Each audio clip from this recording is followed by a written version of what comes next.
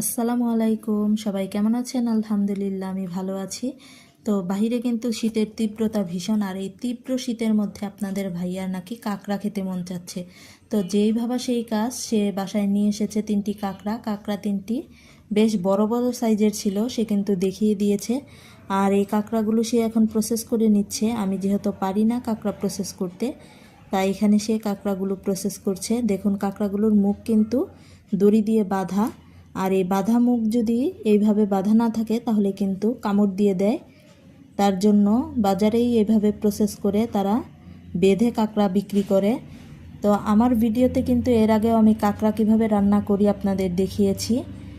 তো আজকেও কাঁকড়া প্রসেস করা হয়ে গেলে ইনশাল্লাহ আপনাদেরকে দেখাবো কিভাবে আমি কাঁকড়া রান্না করি। তো আমার রেসিপি ফলো করে একবার যদি এভাবে কেউ বাসায় কাঁকড়া রান্না করে খায় তাহলে কিন্তু এর স্বাদ জীবনেও ভুলবে না। দেখুন, সে এখানে কি সুন্দর করে কাঁকড়াগুলো প্রসেস করছে।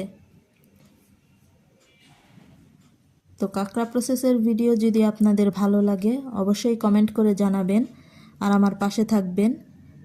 এরপরে আমি আপনাদের দেখাবো কিভাবে আমি কাঁকড়া রান্না করি। তো সবাই ভালো থাকবেন। আল্লাহ হাফেজ।